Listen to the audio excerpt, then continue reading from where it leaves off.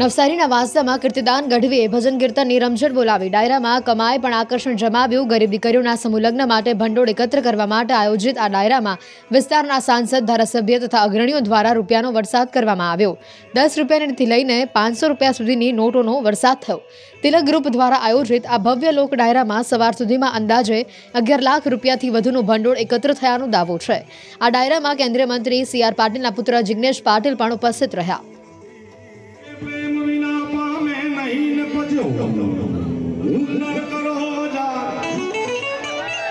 प्रेम विना पामे नहीं भले ने हुनर करो हजार कैसे प्रीतम प्रेम विना तमने મળે નહીં नंद कुमार।